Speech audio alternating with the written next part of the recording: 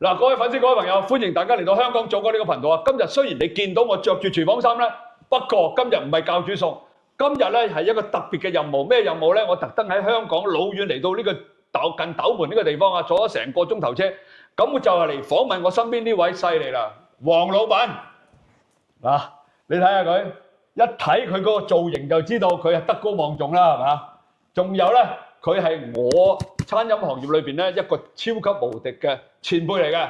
咁啊，黃老闆，嗱，我想咧今次咧為我啲粉絲咧介紹你先，因為你知你幾難約㗎啦，日日都唔得閒，忙啲，冇事忙，係啊。嗱，我講俾大家聽啊，點解佢叫黃老闆咧？因為佢喺餐飲行業裏邊咧做咗幾十年，而做到咧一啲真正正咧嘅大老闆嘅地位，呢個都未算啊！最犀利係咩啊？佢係一個超級大網紅，有200萬粉絲嘅網紅嚟㗎，犀唔犀利啊？其實我就唔係覺得好犀利，因為點解咧？大家都形容網紅啊，係咪啊？係。咁網紅都有分嘅，有啲係娛播，有啲係直播帶貨，係咪？係。我就直播帶貨嘅。哦。咁直播帶貨咧，所謂嘅網紅，大家諗真少少，你咪一個線上嘅 sales。哦，真係呢啲。啱唔啱啊？呢啲唔夠佢講啊。同線下嘅 sales 冇乜分別，只不過我哋就喺線上去做 sales。係。啊。面對嘅人可能多好多，係咪啊？如果線下嘅可能你入嚟我鋪頭，我咪見到你，或者我去揾你推銷，都係面對面嘅。冇錯。咁但係我哋喺鏡頭面前，我哋對住可能有可能係1萬人、10萬人、50萬人、100萬人，啱唔啱啊？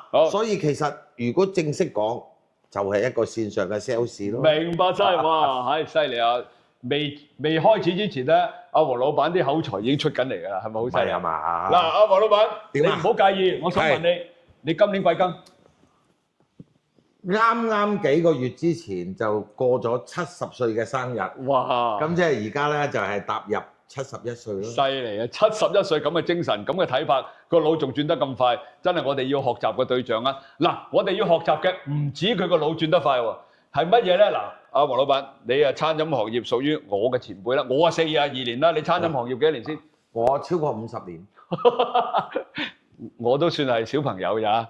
好啦，我想真係想清楚了解，因為我雖然我42年啦，實質如果你入行嘅時候，我就讀緊小學。係。好啦，嗱，我想問你個問題，嗱，一個普通人啦，嗱，而家因為餐飲行業香港咧就踏入一個比較衰退嘅期。咁我想聽一聽咧，你當年啊，你嘅入行嘅奮鬥史啦，同埋你嗰個餐飲行業一個興衰嘅時候，嗰陣時係點樣嘅咧？可唔可以講同大家分享下咧？其實咧，我入行做餐飲咧，其實係好得意嘅。點解咧？第一本身咧，因為我媽媽喺屋企係一個好中意煮嘢食嘅人。咁我哋成日去幫手啊，即係譬如過年啊，蒸年糕啊，整嘢。好慘啊！過年蒸蘿蔔糕啊，嗰陣時邊有咁多機器啊？揾個手喺度磨10斤蘿蔔，最尾磨到手軟，係咪啊？好啦，做年糕，我哋自己係要咁樣磨粉，一個磨盤，一支叫做石榴木嘅雷將棍喺屋企咁樣喺度擂，係真㗎。所以嗰陣時我哋係浸濕咗啲米，唔係買而家好似你咁方便。買支米粉翻嚟㗎，我哋係浸濕咗啲米喺個黃盤，個黃盤入邊有一條坑嘅，咁啊揸住支雷將棍，係咁喺度。即係最原始嗰個方法。係啦。即係你換句話講嗱，我唔知啊，我聽你咁講，其實你都係半個廚嚟㗎喎。跟阿媽媽咯，係咯，我好中意跟我媽媽煮嘢食。咁點解你跟媽媽煮啊？咁點解會又走咗入去餐飲行業咧？嗱，呢個就真係仲得意啦。因為喺我哋嘅年代嗰陣時咧，我讀書我都係中學仔，同我一樣。咁我爸爸媽媽咧其實老師嚟，所以佢真係要我繼續讀落去嘅。咁你唔乖仔喎，你唔讀書喎。冇辦法，自己唔係讀書嘅料啊嘛，明唔明啊？做人係咪最緊要有自知之明先？冇錯。咁你既然都唔係咁嘅料，無謂啦。咁點解入咗去餐飲咧？嗱，其實入餐飲又怪喎。我屋企人係從來冇諗過我入餐飲。我爸爸媽媽安排我嘅時候，喺我哋嘅年代咧，中學畢業都叫做 OK 㗎啦，係咪叫 OK？有得書讀咁咧，當時咧其實就想安排我去做一啲文案俗語所講嘅白領嘅工作，係咪啊？好，咁啊，真係我去做咗嘅喎。咁咧介紹咗嗰陣時咧，就唔係銀行，係叫銀號。我唔知大家識唔識銀號？銀行之前嘅前身係啦，銀號咧就係方便啲人兌換錢啊。係啊因為嗰陣時港幣好、葡幣好、美金好多咧嚟到澳門旅遊城市啊嘛，咁都要換啲錢噶嘛，係啦，係咪啊？咁嘅時候咧，唔好意思，打住歌名先嗱，講一講先。阿黃老闆係澳門人嚟嘅，係我係澳門人，冇錯土生土長澳門人。冇錯。請你繼續。咁啊，跟住喺銀號嗰度咧，咁就喺度兌換嗰啲咁嘅嘢。咁嗰陣時我哋又冇你哋而家嗰啲數銀紙嗰啲機器，用手數。咁啊用手數。咁咧就規定咧對住個客人咧就有喺前面數俾個客人睇住我數咗幾多張嘛。明唔明啊？自己數咧就喺入邊數。咁係咪悶得滯啊？你覺得？唔係悶啊！你又錯咗啦。日日咧，因為培訓我啊嘛，日日俾一大嚿銀紙我喺度數。我諗下，仆街啦！數嚟數去冇一張係自己嘅，數嚟數去都係人哋嘅，係咪啊？咁咧又巧喎！啱啱嗰段時間咧，因為附近當時咧有一間叫做酒樓係澳門當時好出名嘅。咁咧。佢哋好多時啲人落嚟咧，嚟換啲稅錢啊！我哋找續，咁啊識咗，咁啊大家傾下，你應該話啱啱個酒樓需要人，咁我話去做啦。咁你做咩咧？做樓面咧定係做咩？最初去嗰陣時，當然係做樓面啦，有咩好做啊？即係第一做第一茶杯。冇錯啦，嗰陣時。哇！你爹哋媽咪冇炸你型咩？佢唔知啊。哎呀，咁蠱惑嘅你。我翻咗工。其實舊東家我冇翻工，我喺新度翻工。講俾人唔講俾爸爸媽媽都唔知。哇！啲古惑仔。咁後尾咧，舊東家同我爸爸媽媽都識得嘅，因為澳門嗰陣時真係好少人，10零萬人嘅啫。咁啊係咪啊？咁啊講先知道原來嚇你冇做啦。冇啦。係啊。咁仲有一句笑話。我去到做嗰陣時去見工啦，所謂面試啦，係咪啊？冇錯。咁面試嗰陣時，老細一睇。哇！中學畢業喎，哇！好威水啦！點解你會要嚟做呢啲啊？以前叫企堂啦。咁我一句説話，你講咩？我貪揾到錢多啲。係咪真係揾到錢多啲？真係揾到錢多啲，確實係。但係嗰陣時嘅飲食業咧，我哋平均最少10個鐘頭翻工，週時係12個鐘頭。但係你咪多咗好多時，多咗好多工時咯。你做寫字樓好早收工㗎啫喎。係啊。咁但係揾錢啊嘛，就咁細個你就貪錢㗎咯喎。當時個新老細就講，嗰個老細就同我講：得啦，你恨揾錢，得啦，聽日嚟翻工啊！因為佢嘅感覺就係你想揾錢，你做嘢就會搏命。啱，好直接嘅，係好直接關係。冇錯。咁樣就入去做咯。咁啊，可能我都算醒目仔。咁啊入去做咗唔係好耐時間咧，唔係好耐時間咧。就因為都叫做有小文化啦，你知道舊陣時寫菜單你用毛筆㗎嘛，係咪啊？中學生，威水啊！咁我啲毛筆字都叫做見得下人，做寫嗰個。見得下人。咁嗰陣時啊，有個部門叫做營業部。係，以前啲舊式酒樓有嘅。嗰啲叫營業部。咁我嗰陣時就老細屌啊，我去營業部。哇！咁快做咗營業部？跟寫菜單，哇！嗰陣時好威啊，大佬。擺條呔嘅，着到黑色西裝。我都見到嗰啲，以前我個年代我都知道有營業部。我以前喺舊式酒樓度擺酒㗎，我都一把年紀㗎啦。係個營業部嗰個經理走嚟寫菜單㗎。其實嚴格講啊，成間酒樓賺唔賺錢咧，真係喺營業部支筆。冇錯，你寫個菜牌我。冇錯啦，嗰支筆咧，其實賺幾多錢，你控制到。譬如好簡單，一個餸。乜嘢斤兩？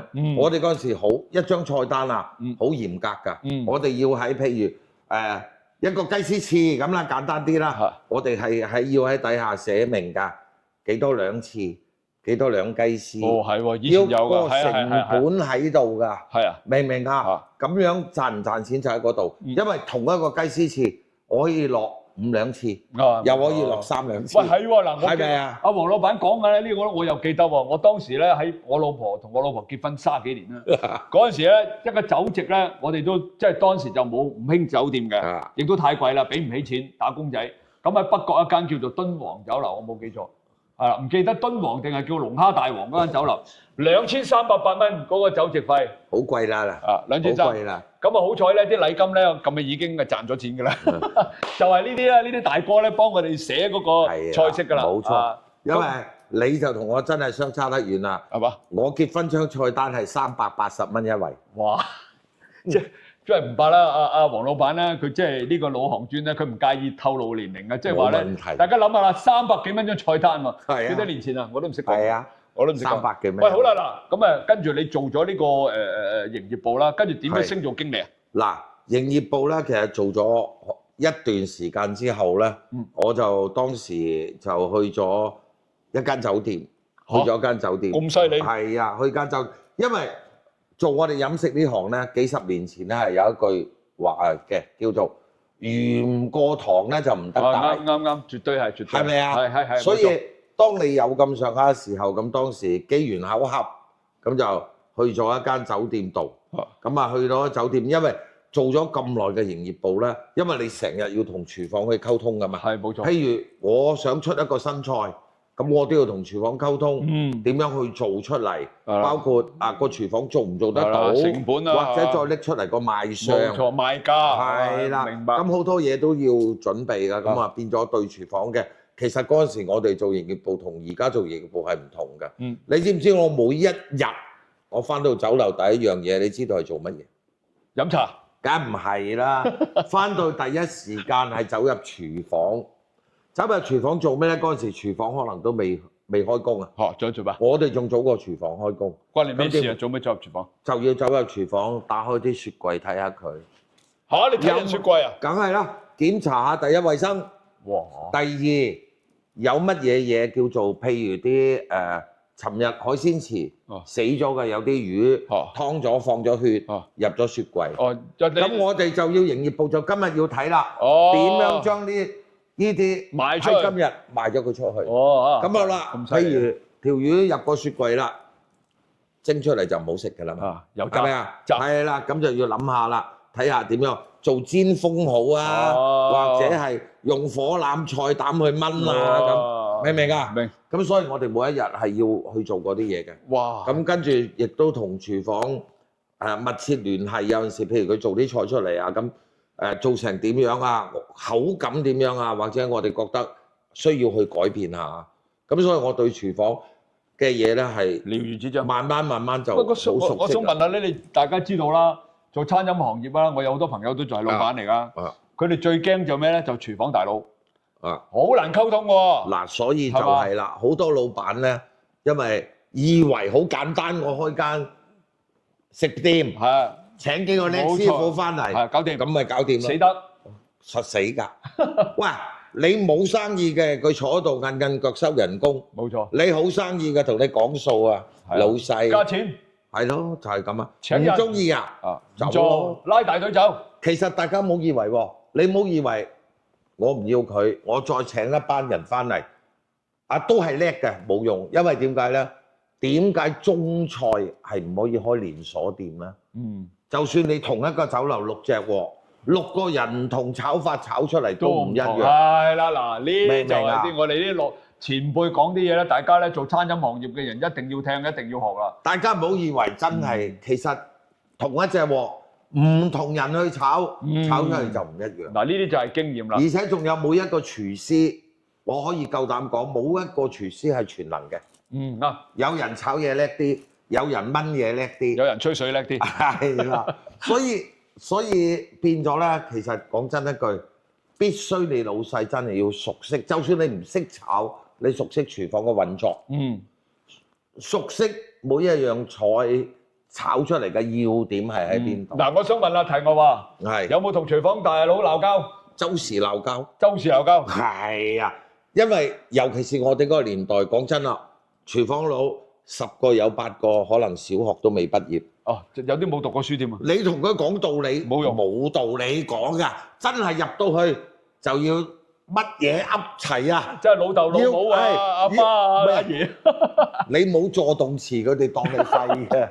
知唔知啊？我哋嗰啲叫做唔係粗口，我哋嗰啲叫助動詞。明白。咩先？嗱，我想問啦，嗱又因為你講嘅真係好有趣，我真係好多粉絲未聽過啊。嗱，我仲問啦。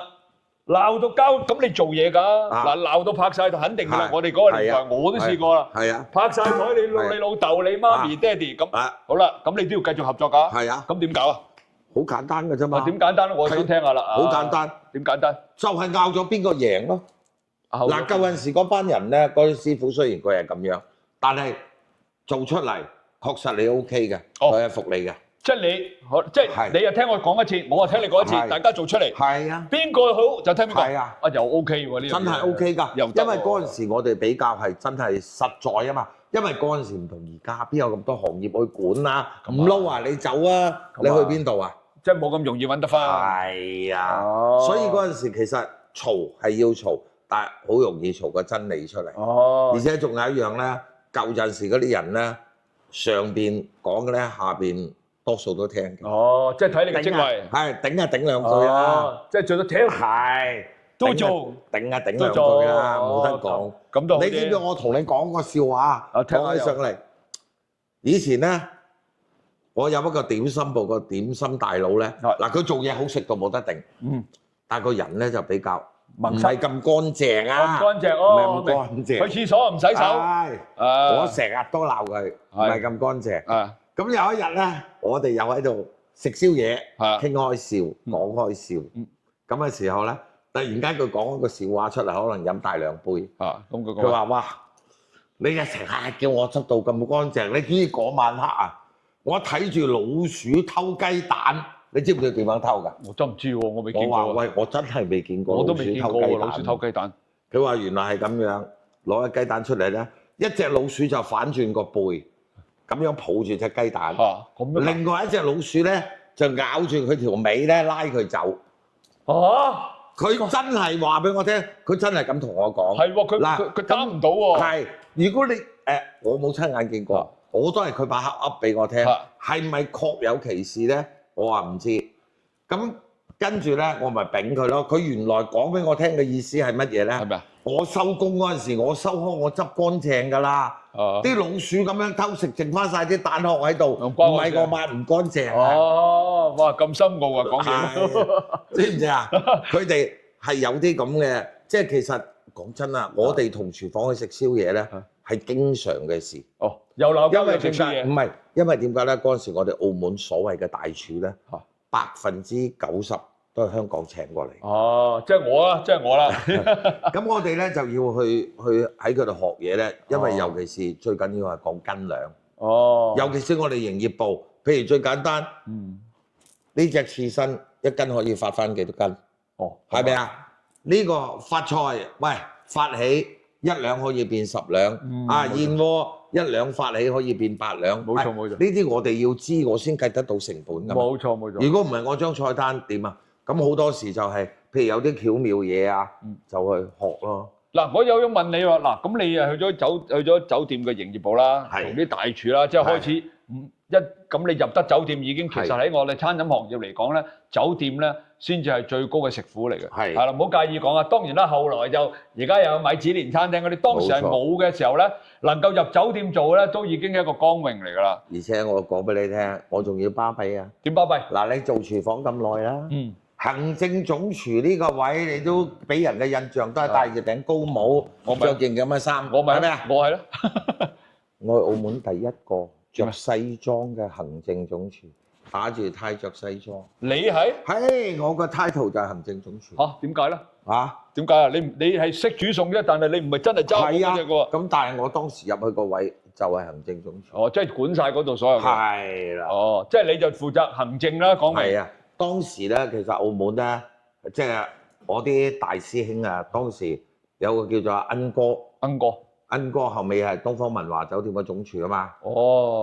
佢都笑我，佢話最巴閉係你啦。你係澳門第一個着西裝嘅行政總廚。咁你日日就着住西裝行嚟？我就係西裝行嚟行去㗎啦。咁犀利㗎你！我哋真係威水，我都未見過喎。如果係咁啊，唔俾啲老總鬧死你啊！你都威喎，你真係睇。嗱，我講俾你聽啊，大家，黃老闆咧。唔係而家講咁簡單嘅，佢仲有好多啲犀利嘅嘢咧，慢慢咧逐一同大家講。好啦，嗱咁我哋講到呢度啦。嗱，我有一個牽涉啊，有個題目想問你嘅。好。嗱乜嘢咧？嗱，好啦，酒店你講咗啦，嗱，往後我哋會好多集咧，去都係由阿黃老闆，因為有阿黃老闆咧，我上次同佢傾完偈咗咧，佢講嘅嘢咧，我有啲連我啊42年餐飲業經驗我都未聽過，好好聽㗎佢啲古仔啊！好，咪先嗱，我最後啊，我就想問你一個問題啦。好嗱，因為我知道咧，其實你個黃老闆個朵咧就唔係安落去嘅，係真係呢個朵嚟嘅，係咪先？嗱，因為我未識你之前咧，已經有人同我講你㗎啦。咁犀利！你真係當你自己流嘅，你真係。我真係當自己流地嘅啫喎。嗱，講真嗱，即係講真啦，係有我朋友已經將你嘅威水啊、犀利嘅嘢咧，咁我就極力邀請嗰個朋友咧坐咗喺裏邊啦，嗱，對面嗰度。咁我就話你不如帶一帶我見佢啦。我哋始終我都係餐飲出身，我都係捱咗幾廿年。咁啊當然啦，上一次你一坐低我就已經，你記唔記得我講咩啊？我話得啦，黃老闆唔使講啦，點啊？你麻煩你真係安排。所以今個禮拜咧，我特登過嚟同阿黃老闆一定要拍多啲劇集咧，就俾多啲我哋啲粉絲聽下。因為而家香港嘅餐飲業咧係衰退，同埋衰退之中咧冇一啲好似你啲前輩出嚟去講翻説話。咁我就好希望咧，同你拍多啲咧，能夠將個餐飲業咧，其實你澳門同香港好近嘅啫，好近，基本上都差唔多嘅嘢，係嘛？但係有你嘅年紀嗱，唔好介意我講，以你嘅年紀，我識嗰啲餐飲行業咧，退休一退咗休咧，佢連諗嘢都唔識，係啊，即係停咗喺度啊！黃老闆犀利在咧，佢嘅年紀咧，個腦轉數快到咧，你都要等一陣，即係唔係話讚阿黃老闆啊，唔係擦佢鞋，呢個係事實嚟嘅，係嘛？喂，我講咗咁耐，係啦，最後想問你。嗱呢個問題乜嘢咧？嗱，我想聽一聽你，因為咧你咧黃老闆呢個朵咧，其實就真真正正以前啲人叫你㗎。係，因為黃老闆咧佢曾經咧有幾多間酒樓啊？我曾經嗱，你記住嚇，我以前未做過老闆，我退休之後先做老闆。我幾多歲退休？邊個啊？63歲。唔係啩？你講真定講假啊？講真㗎。63歲先至起步做老闆？係啊。咩經歷啊？呢啲咩咁犀利嘅經歷？嗱，其實係好巧嘅。我退休之後咧，因為我中意打高爾夫球。係啊。澳門啊，得嗰兩個球場。喂，你同阿李嘉誠都打過啦，你咪講過嘅。不過佢唔講。嗰啲唔好提。你唔好提。知道。過去啦。唔好提，好嘛？OK。我唔中意借任何人，好嘛？繼續講。所以我中意打高爾夫球，咁啊成日過到嚟珠海打高爾夫球咧。打完波冇乜嘢好食，所以就自己搞啱自己口味，冇咩好食，所以自己搞。咁我當時我就諗住退咗休啦，有冇嘢做？咁不如咁啊！我亦都好多舊夥計以前喺跟過我嘅，好多舊夥計，酒店啊、酒樓啊，好多舊夥計。咁我不如開間細細地嘅，咁啊除咗打波，又有啲細藝，有啲嘢做下。咁又啱聽喎，係咪啊？咁啊跟住揾一間細細地嘅做，點知啊可能〜啲嘢真係做出嚟 OK 喎，咁啊好多地方揾我咁，咁啊開下，開咗5間。嗱好啦，你就賣個關子先啊！嗱，你哋想聽阿黃老闆點樣由退咗休？嗱，通常咧黃老闆退休啲人咧，我識啲朋友都係㗎，都未夠60就講定退休去邊度做咩？咁啊，我同你都有啲似啦，我61先起步啦，我而家要向你多學習。阿黃老闆仲要大我4年。